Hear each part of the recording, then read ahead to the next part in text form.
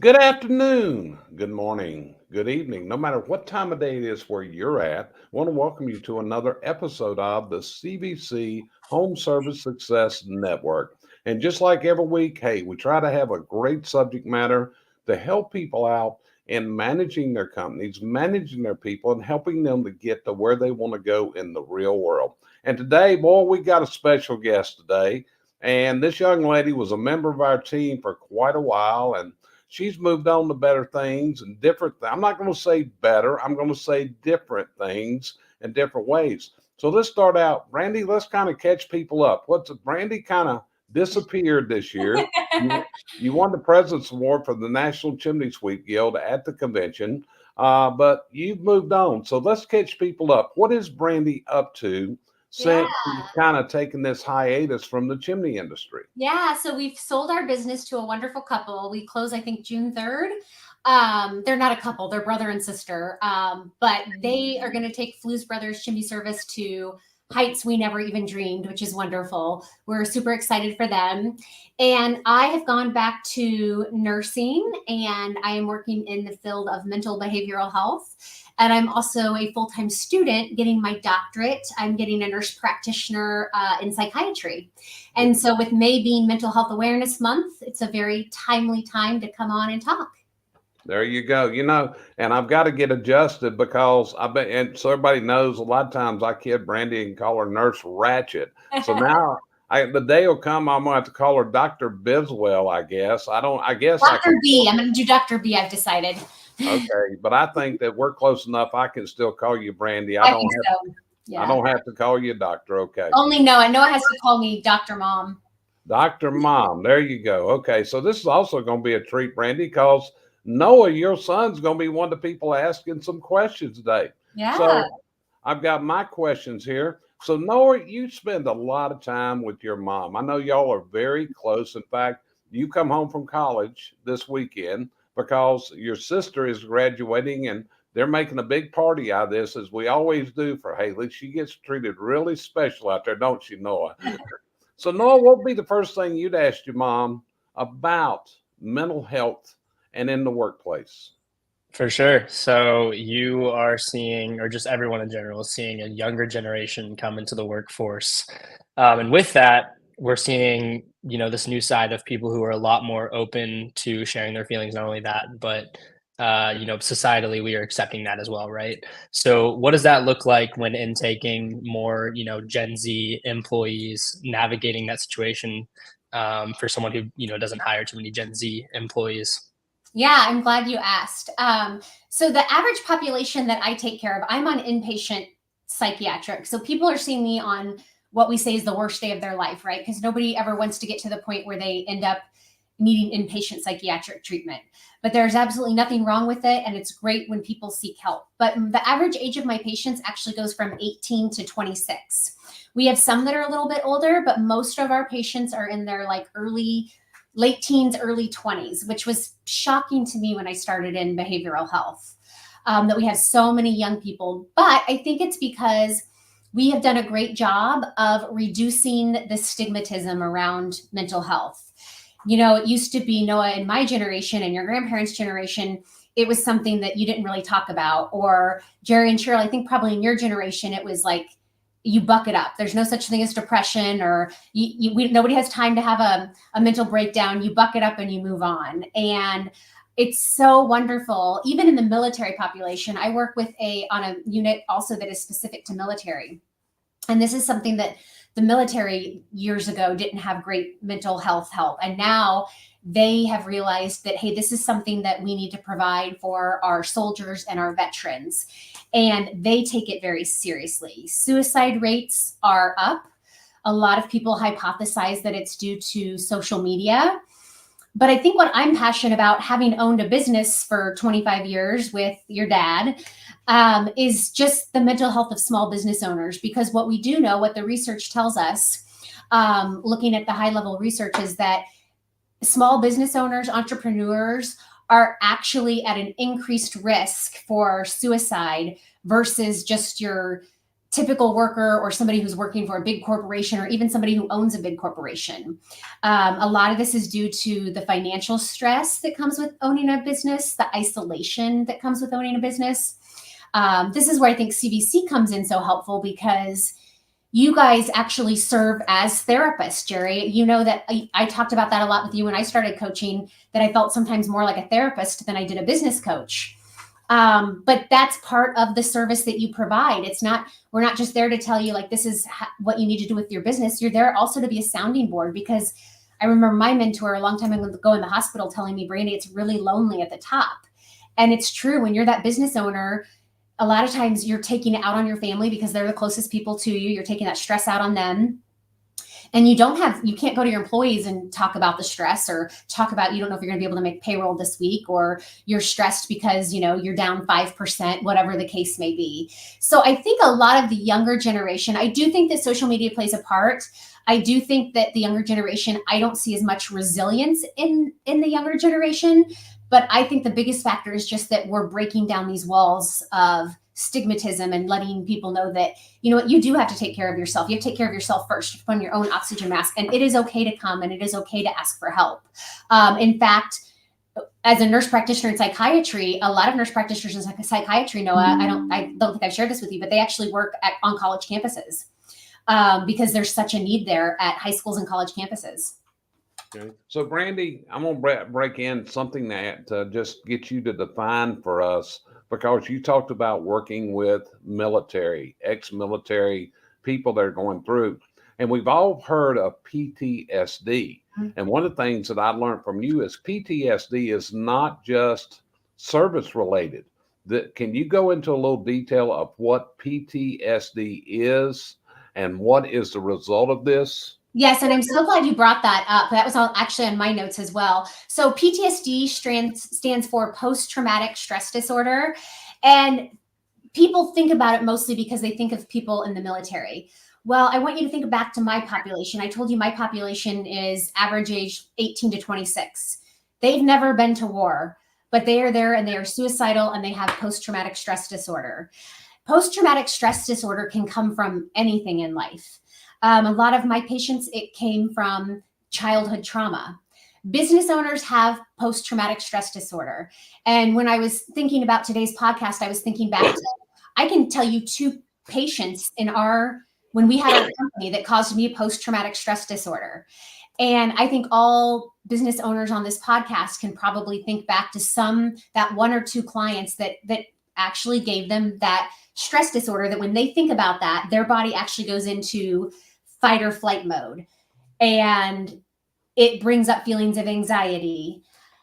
Depression and anxiety are also a lot higher among small business owners. It's actually estimated about 59% of small business owners have reported depression, anxiety, stress. That's reported. So I actually think the number's probably closer to 75%, because I guarantee there's a subset that isn't reporting that depression, mental health struggle. But I guarantee, and I know a lot of your people watch this podcast on the recording afterwards, I guarantee a lot of people that will tune into this podcast have struggled with that at some point in their life. And hopefully they've gotten help for it, or they know that it's okay to get help for it. Yeah, and you hit an excellent point, because in your time working with us, as you know, we were in many ways a therapist. We're listening to the frustrations, because people have got to get it out, and they've got to be able to say what is bothering them. And it helps them tremendously when they can discuss this with us, and they're not taking it to their spouse. They're not taking it home with them. They're getting it unloaded in the phone calls that we have with them. And that's what clients often tell me that are with me long term, that just being able to talk to me and unload is a tremendous benefit to them, because I always ask, what can I help you with? And they say, hey, you're doing everything I need you to do. You're there for me. You're listening. So you're dead on the money, which is one of the things of coaching is we are, in a way, therapists. We are listening, and which is a hard thing. I've had to develop those skills over the years. So Cheryl, what about you? What question would you ask Dr. Brandi today? Not yet. Well, to us, you're still Dr. Brandi. Well, the main thing, and I'm probably wrong, been wrong at least once in my life. I've noticed, especially since phones came in, that we always have phones, but the handheld phones where you could walk away from the world, and you're talking about isolation. To me, sitting in front of my phone talking to someone is still isolation. You don't have that human contact. So do you see this? I know we're talking about stress and everything else. Do you think this is putting a stress on people because they begin to feel, not just business owners, but employees and children and everything else, they feel alone?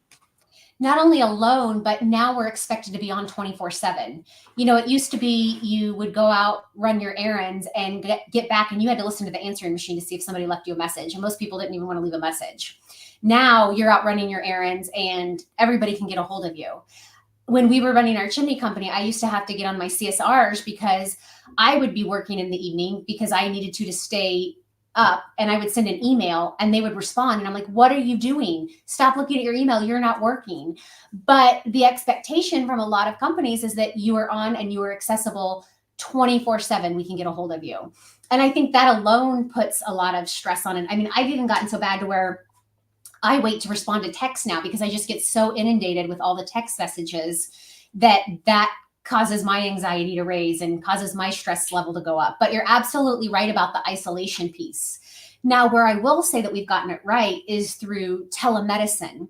And I love that now you can go on and see a psychiatrist, a psychologist, a counselor, a nurse, whomever you need to, right from your computer. Because I think that was another barrier that was just perpetuating that stigma, is people didn't want to go and be seen sitting in the waiting room of a psychiatrist's office, or they couldn't take the time off work, especially a small business owner, to go and drive 30 minutes to a doctor's appointment and see a psychiatrist and drive home. Now with like BetterHelp and some of those others that are out there, you can see it right on your computer. There's still a lot of barriers though. There's still a lot of insurance companies that do not cover mental health treatment very well, and some that don't cover it at all. So we've still got a lot of barriers to overcome. Yeah. So Cheryl, did that address your question? It did. Okay. So Brandi, here's what we see. And this is coming again from these therapy type calls. Okay. And you know a lot of the clients, you've actually worked with some over the years with me. You've been in SWAT meetings. We've discussed fears and other things.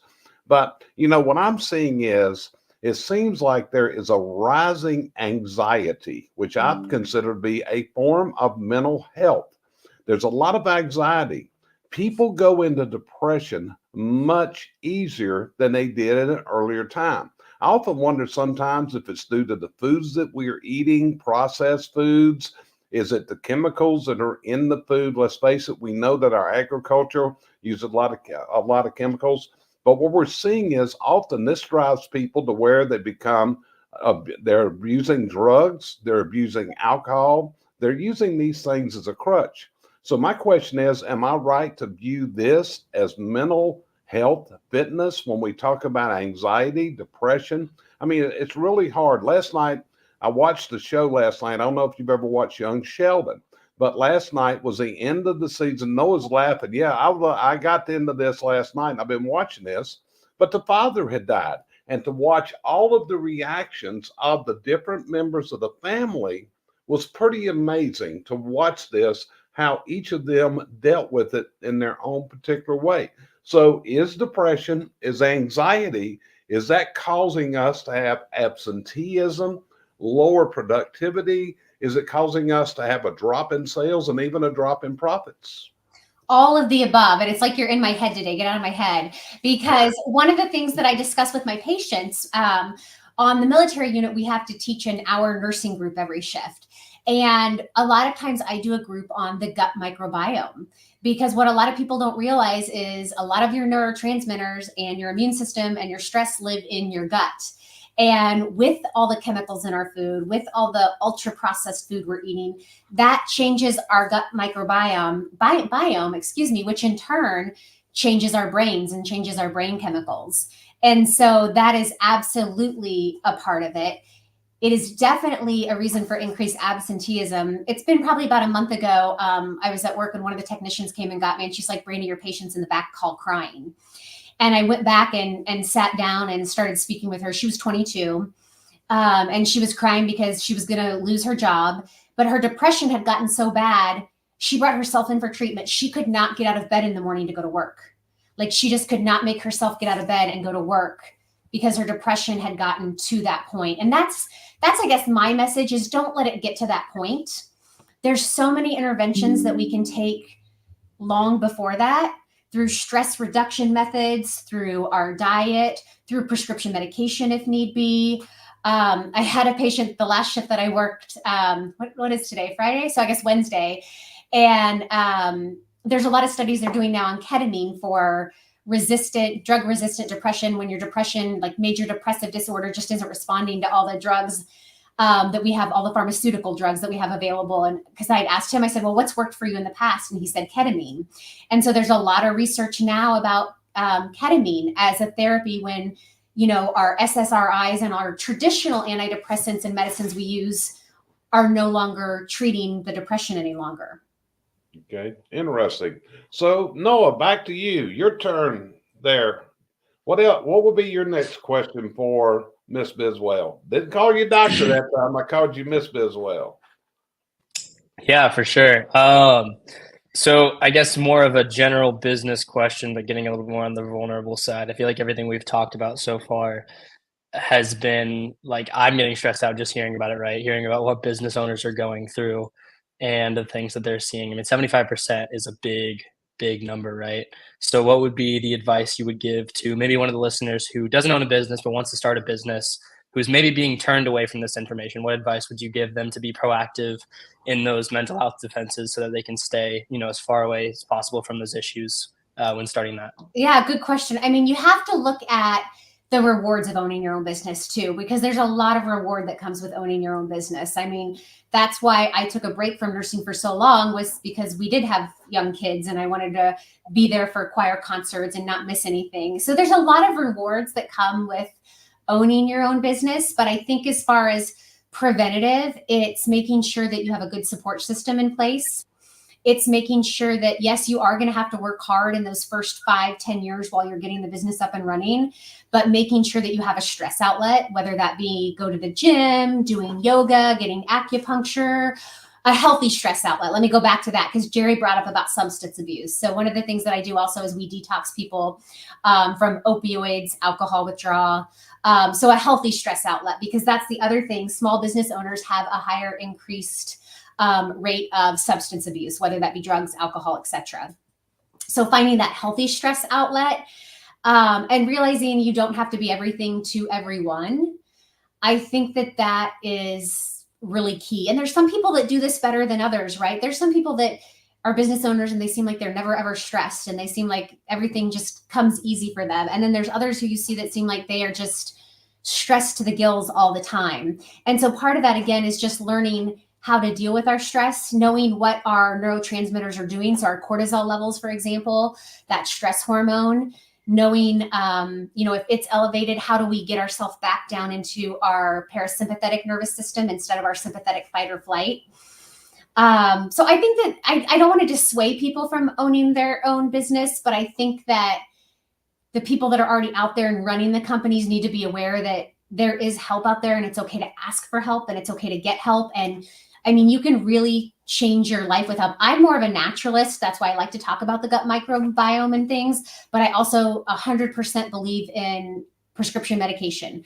I 100% believe in, we break our brains, right? Sometimes we break our brains, whether through trauma, whether through prolonged stress. And we need that category of SSRIs to help our brains keep that extra serotonin to make us happy. Good. And there's absolutely nothing wrong with that. Fantastic. Cheryl, what would you ask Brandi? Okay, are you going to make a second round, or I'm going to get both mine in now? I got a couple more, so we're going to go around a couple more times, okay? Okay. We'll save the other one till the end. I've noticed with the more news that you receive, actually the more bad news that you receive. I'm watching people believe more and more. They're taking everything everyone says is true. If it's on the internet, it's true. And so, do you see people coming in that are stressing out? I know the environment's up, there's a lot of things going on, but are they overwhelmed by the news slash and bad news that's coming in? Do they let that become part of their life instead of living their life themselves? Brandi, before you go, examples, as she said that, like we see every day that our national leaders are challenged every single day. I don't care which side you're on. Let's face it, we are challenging the integrity of every leader in our country right now. It happens every single day. So is that what you're talking about, Cheryl, when they come in this type of stuff? That the bombs flowing, the threats of war. I mean, we've had threats of war ever since I was born, but now I know everything about all the threats. So maybe I look at them more with a grain of salt because you have no control until. So is this, and just like you said, the political, is that taking people down a rabbit hole? It's definitely taking people down a rabbit hole. And you're right, especially now with, Noah, you might have to help me out. What are they called? Deep fakes. Now with this deep fake technology, people believe anything that they see on the internet and think that that's true and that person, that's real, and that person said that. And so, and then they get themselves, again, back in that fight or flight, all upset. It absolutely is playing a big part of it. And then there's that population, you and I have talked about this in the past, Cheryl. I'm an empath and you are too. And so like, we just feel things more than the average person. And so like, I sometimes just have to unplug from the news because I see what's going on over in Ukraine, and it could put me in bed for 2 days being sad because my heart is just empathizing for those people. And I feel like, that's not fair that they have to go through that. And so I think it's also being aware of your own chemistry, we'll say, and knowing when you need to unplug from that. Okay. So we have a question to you, Brandi, from Mike Ellis that I just put up on the screen. Brandi, can you, and this is good here, can you talk about how people should talk to people with mental health issues? Like not saying so and so, I got through it, why can't you? That kind of stuff, which is, yeah, that's what we often say. When you're our age, it's like, what in the world is wrong with you? It's like Cheryl says, pull up your big girl panties and get your butt out of this mood. So can you address what Mike Ellis has asked here? Yeah, and that helps no one, right? That doesn't help the person in the situation. It further stigmatizes, it shames them. And so I think shame is that important word. At that point, you're shaming them. Well, you should be better. You should be able to get over this. You should be able to do that, which is 100% not true. Instead, we need to be supporting them, especially like our employees, and giving them resources, seeing how we can help them. Sometimes it's just they need to vent. Sometimes it's they just need to talk. I've even had to become aware of the words that I use since being in mental health. I will catch myself saying, oh, I'm going crazy. And that's not something you want to say around a mental health patient. And so I've had to catch myself and change my own habits, to be honest with you. And it makes me really sad because I see this all the time where, especially in the high school population, where the kids, they're reaching out to help for their parents. Well, we just saw it. We saw it with that kid that shot up the school, and the parents are now being charged. I went back and watched a documentary on that. That kid asked for help 5,000 ways, 5 different times, and he was not taken seriously, and he did not get the help that he needed because everybody downplayed it, and his parents just thought he was joking. And we have to take these things seriously and believe people. And especially with suicide, a lot of times we think of the patient the person that's suicidal is like, going back to my patient that can't get out of bed. That's true a small fraction of the time, but that's actually not the people we worry about. We worry about the people that were in that cycle of depression, and then now all of a sudden they come into work and they're having the happiest day ever and they're giving away their belongings. Those are the people that we've got to get them help right away. Gotcha. So back to Mike's question. Absolutely. That does no one any good by saying that. And that's why I'm such a proponent of EPA programs in the workplace, employee assistance programs. a lot of insurance companies, if you're already offering your employees health benefits, a lot of health benefits have free EPA programs. And this is where your employees can get like 10 free counseling sessions, for example. Because I think it's not just us, the small business owners, but we have to take care of the people that are working for us. It's why I'm a fan of having a mental health day. So we give vacation days, right? Give a mental health day where one day a year, for any reason, they can call in and just take a mental health day. We've all had that day where we get out of bed and we're just not feeling it, or something, tragic has happened the night before. Let them have that mental health day and have that time to process that before coming back to work. So, Brandi, would you agree that one of the most important things you can do is shut your mouth and just listen? Listen, yes, just listen. That's what I mean. Don't ask, don't interrupt them. And often that's what we see that we have to do, which is a hard thing to do. I had to learn how to do this. It wasn't easy for me to sit there and just keep your mouth shut and let people get it. Because what I found is when people can express what they're feeling, it's almost like it takes the poison out of them. Is that a good way to say it? It is. It does. That's a great way to say it. Okay. So anyway, yesterday morning, I was having a coaching call with one of my clients. And in actuality, we were talking about an employee that is going through some severe anxiety issues, going through absenteeism and those kind of things. So as we talked about this, and I said, hey, man, we're doing this broadcast tomorrow. So what questions would you ask if you were on here? And here's one here. And I think it's kind of to what Mike just said. As an owner or manager, how do you manage your own mental health issues when dealing with other people's mental health issues? So, Brandi, what would be your answer to that question? Yeah, so it goes back to that self-care, right? And I don't think we talk enough about self-care. We feel like we don't deserve to watch a TV program at night, or we feel like as a business owner, we don't deserve to come in late one day and just sit out, in the backyard with a cup of coffee. And I think it comes down to self-care. We can't be sensitive to our employees' mental health issue needs. And we set the example as well, right? So we have to set the example. And that's something I've struggled with because, again, I do come from the generation of you never call in sick, you show up to work no matter what, you check your problems at the door. And that's not how life is anymore. That's not how it is. And that's not healthy for anyone. And so we as the employer have to role model and normalize talking about mental health and normalizing that it is okay if you're struggling and set that example. But as business owners, we usually have a little more resources and means than our employees. So, maybe it's making sure that you are talking with your business coach about those feelings, or maybe you're seeing a counselor, or again, for me, like the gym is a huge stress outlet. Like I have to make sure I don't miss my gym sessions or I will just lose it over homework. Whatever that stress outlet is for you, whatever that looks like, and it's different for everybody, we have to make sure that we make time for that. And I think that that's where, going back to Noah's thing of dissuading small business owners is, especially when you're new and you're starting the company and you're trying to get everything built up, I think those things fall by the wayside and you forget to make time for them, but you're actually harming yourself in the long run. Okay. And Steve Sobczak, who has realistically changed tremendously in the last 2 years.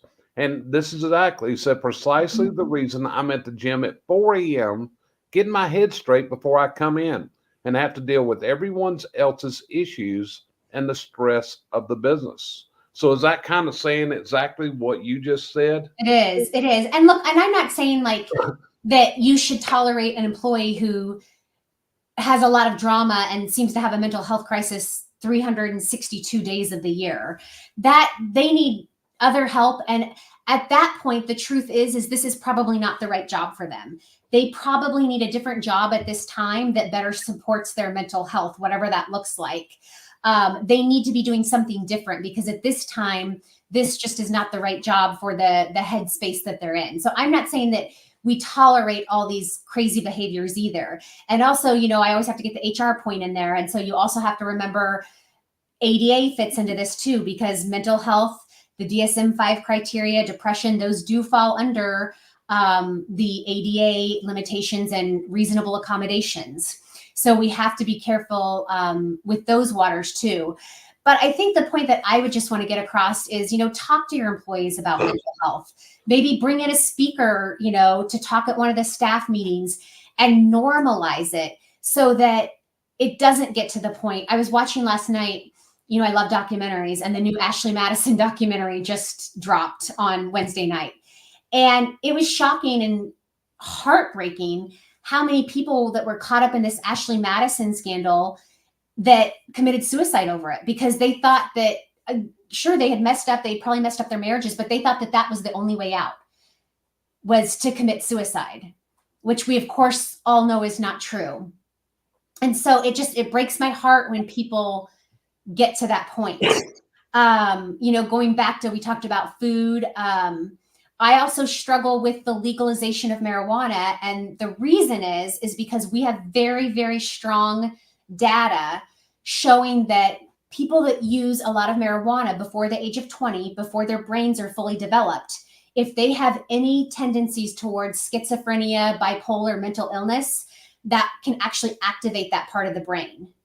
And so I really struggle with that for people, young people especially, because that's going to make a lot of those things appear.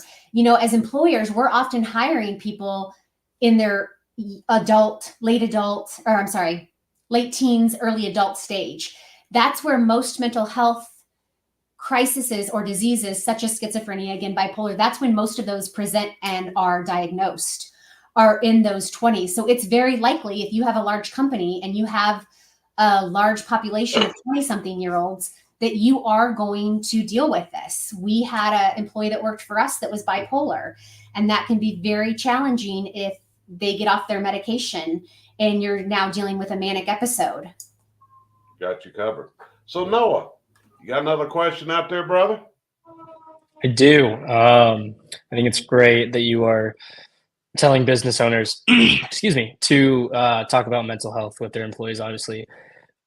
You also mentioned the other side where you talked about, like at some point, these issues do have to be handled in the workplace if it's becoming a 362-day-a-week thing.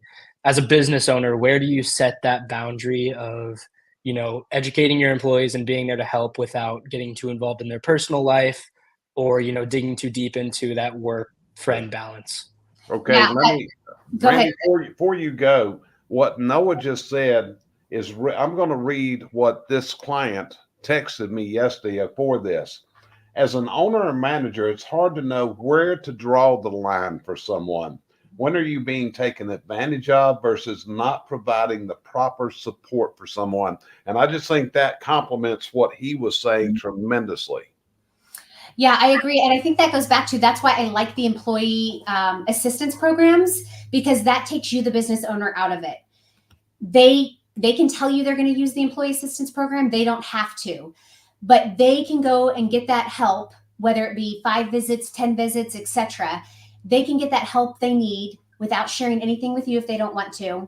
And then at that point, a determination can be made. And luckily that counselor or whoever is providing that assistance for them is going to help them make that determination of, hey, you need medication. This is going to get you back on track. Or, hey, I don't think this is the right job for you at this time in your life. You need to move on and find a different occupation. So it kind of takes you out of the middle of it. I probably tended to go to the extreme of getting involved in my employees because of my health background and because I understood what lithium they were taking for bipolar and things like that. I probably got overly involved to a point that crossed that boundary to where I shouldn't have. But I think it's also okay to say, like, hey, I know you're struggling. How can I help? Let them tell you, okay, I need a week off or whatever. And then say, okay, I'm going to give you this week off. But, the business relies on you. Our clients rely on you. Your coworkers rely on you. So in a week, I've got to have 100%. And then if you're not getting that, I think it's fair to sit them down and have that conversation with them of, it seems like you have a lot going on in your life right now. I had a CSR that I had to terminate. She had young kids and they kept getting sick all the time. She was missing 3 out of 5 days a week. she was a great CSR, but I need you there 5 days a week. And so my suggestion to her was, I think you would benefit from a work from home job or from working at a daycare where you can take the kids with you. But I don't think this is the right job for you in this time of your life. And so I think having those open, honest conversations can go a long way. But again, we also don't want to know too much and we don't want to get too much involved, because then where are we crossing the line with HIPAA? And where are we getting it into the ADA? And so then that's where sometimes you need to seek your business coach's advice when the matters start getting to that level. Yeah. Mike Ellis posted another question or statement here, but I'm going to deal with this as a question. I know you can see it on your screen, but he says here, mental health seems to be socially, and I think he meant to say acceptable, to make fun of. How can those individuals with mental health issues deal with this, specifically in the chimney industry? So what would you say to Mike's question, Brandi? I think the only way to deal with it is directly and head on. And so when you see somebody doing that, bringing it to their attention of, because hopefully they don't know they're doing it. They probably do, but hopefully they don't. I like to give them the benefit of the doubt. When you say those things, those are hurtful to people and you are shaming them. And you have no right to shame another person. And I think you just have to call them on it. And that helps address a lot of it. It's like the homeless population. Mike, I've been on our chimney forums and I've seen people say, well, I was homeless and I dug myself out of it. So can you. That may be true for a very tiny percentage of the population. I actually treat a large percentage of the homeless population, because with us, they get, as they say, 3 hots and a cot. So they get 3 meals a day and they get a bed when they're with us. And those people have mental issues that go far beyond being able to hold down a job or far beyond being able to find housing for themselves. In fact, I've pointed out to Noah and my own kids, when you see that person, that homeless person on the street, and they're talking to themselves, they're in psychosis. They don't know that they're talking to themselves. Their brain is broken and they need medication. And unfortunately, if they don't get that treatment, then they're going to continue to be on the streets and continue to be in that situation. I have a homeless patient we admitted this week, and when they admitted him, they removed tics from him. Lyme disease can present as psychosis. It can present as schizophrenia or bipolar. He may have Lyme disease. It may not be his brain. But I think when we shame people for any of that, all it does is perpetuate that stigmatism. And it infuriates me, Mike. Like I can feel as we're talking about it now, I'm going into fight or flight, because it infuriates me when people do that, because you have no right to shame another person. So I think the only way to deal with it is head on and let those people know that this is not appropriate. I'll throw myself under the bus and use an example. Years ago, I upset my sister because I said something that I grew up saying, but it is no longer acceptable. And I said something about, oh, well, that's just retarded. And she's like, you can't say that. Noah's he's hiding his horrification right now, because he was horrified too that I used the R word. When I grew up, again, though, that was just something you said that was acceptable. That is not okay to say anymore. And so when somebody does say that, you have to do what my sister did and said, you can't say that. That's not acceptable to say. And so I think it's just being aware of, the world does change. Our world has changed a lot. Just a very personal story. When my cousin was in the military back in 1999, he was murdered for dating a transgender person. I love now that I treat a military population that is transgender, because the military recognizes that now, accepts them, and gives them mental health treatment. And so I love now that I get to treat transgender military people, because that did not exist for my cousin. And had that existed back then, he probably would not have been murdered while he was in the Army. Yeah. And you just shared something that I was aware of and a lot of people aren't aware of, but we've been really close, Brandi, and I've shared things with you. You've shared things with me. We're pretty damn close as far as this goes. But I want to point out something. You said something a while ago that you're still learning. You said something a while ago. You had just come to the realization that you can't say, that sounds crazy. Okay. And this is what goes on. This is some of the discussions you and I have had many times, because somebody would say that something one of us had said was it bothered them. I remember, do you remember the time I called you and I said, hey, I said the word y'all today, and I got a guy that's upset. So you got to help me understand. I don't know where y'all Right. is upsetting. That's just part of the Southern slang. But Yeah. it's amazing. So you're still learning the language you got to use. Absolutely. I was at the doctor's office and they said, is there any chance you could be pregnant? And I said, oh God, if there was, you'd have to commit me. And then I realized what I said. And I was like, I'm sorry, that was not appropriate to say. So I wish I'd have been there for that one. But I say that because I want people to understand that yes, these things do come out of our mouth, and that's okay. But we have to realize that it's not right, and we have to try to correct it. Yeah. And we have to realize that 1 in 3 people is depressed. So there's 4 of us sitting here now. At least one of us is depressed. At least one of us is on antidepressants. And I think we have to realize that. Cheryl's like, it's not me. And we have to realize that. And again, let people know that that is okay. And I think, honestly, Mike, going back to your question, I think, to be honest with you, a lot of times what I've discovered and what I tell myself is it's ignorance, to be honest with you. They do not understand science. They do not understand how the brain works. They don't understand how our brain chemicals or neurotransmitters work. And it's actually just true ignorance. And my hope would be that they wouldn't want to be ignorant and they would want to learn more about that. You're exactly right. It's isolation, Mike. And that's funny because that was in my notes to talk about for small business owners, going back to that isolation. It's very isolating because you feel, and it's not just other people. A lot of times it's people's family members. I see this all the time where I'm taking care of a patient. I'll go back to that girl that was crying in the hallway. Her exactly. She was terrified to tell her dad she was in there. He didn't know she was in there. And we had to talk about that because she had been in there once before and he shamed her for it. And so we had to talk about that and what that looked like and that she didn't have to tell him. And if she did want to tell him, then she could tell him, but she had to let him know that it's not okay for him to shame her for that. So a lot of times it's not even friends or strangers, it's people's own family that are shaming them. And I think that's the worst part. I think that's the hardest to see is when people don't even have their own family support. Fantastic. So Cheryl, this will be your last one. What question would you ask Brandi as your last one today? Well, this is going to take it a little off in a different direction, Brandi. Yeah.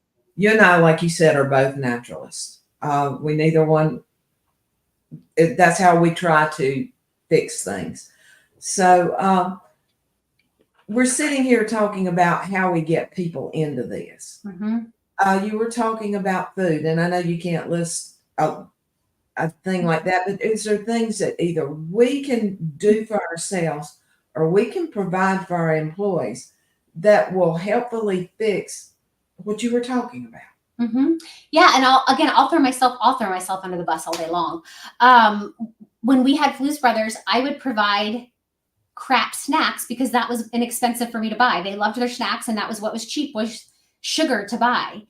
And we talk about this even at the hospital because our patients get so many snacks a day, but a lot of times they're crummy snacks that aren't good for that gut biome again.